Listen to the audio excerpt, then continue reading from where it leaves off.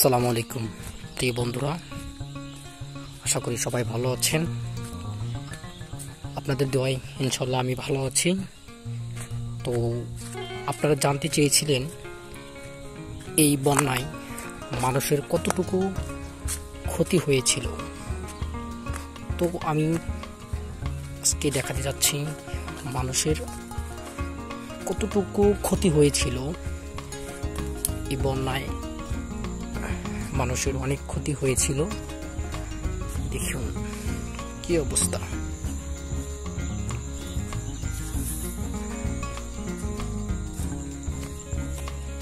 এখানে আগে দ্বীপ ছিল,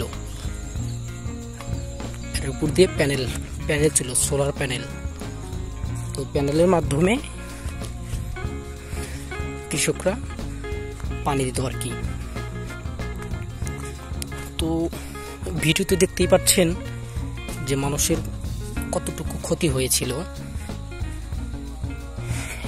আমি যতটুকু এখান দিয়ে যাব ঠিক সেই পরিমাণে একটু বেশি ক্ষতি হয়েছিল। দেখুন বন্ধুরা, আগে নদী ছিল ওই কর্নার দিয়ে, আর এখন এই নদীটি ভেঙে ভেঙে দেখুন কি অবস্থা। একদম জমি নষ্ট হয়ে যাচ্ছে কৃষকের। তো এটা এই নদীর নাম হলো সানাই নদী। আর আমি আর একটা দিন দেখাবো তিস্তা নদী নিয়ে। বাবাই, আমি পড়ে যাচ্ছিলাম প্রায়, আল্লাহ বাঁচাইল। এই দেখুন কি অবস্থা।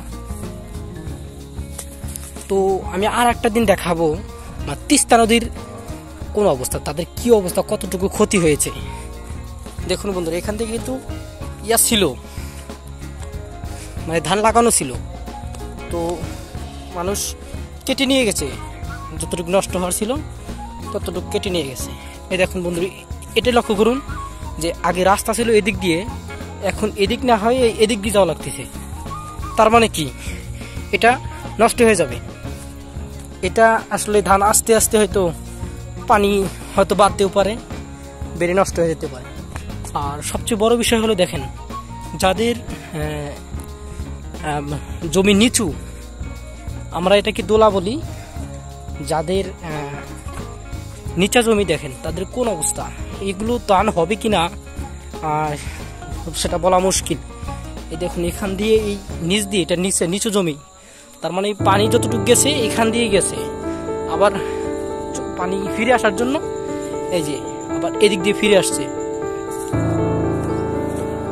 তো এই অবস্থা। তো অনেকেরই ধান উঠতেছে আর কি। দেখুন কোন অবস্থা। তো আমি আর বেশি দূর যাচ্ছি না।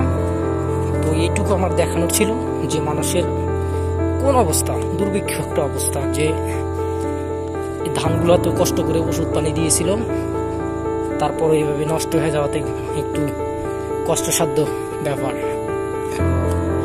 দেখুন আগে এখানে রাস্তাটা ছিল উঁচু ছিল, আর এই রাস্তাটা এখন একদমই নষ্ট হয়ে গেছে। তার মধ্যে কিছু কিছু মানুষ আছে এই যে মেশিন লাগিয়ে মাটি কাটে আর কি। এটা মেশিন লাগিয়ে না, এখান দিয়েই দ্বীপ কল যে ছিল, এই পানিটা এই পাইপ দিয়ে যাইতো আর কি। এই যে ওখানে দ্বীপ কল ছিল, ওটা হলো বিওডিসি।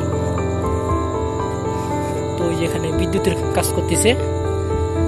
তো ঠিক আছে, আজ এই পর্যন্ত।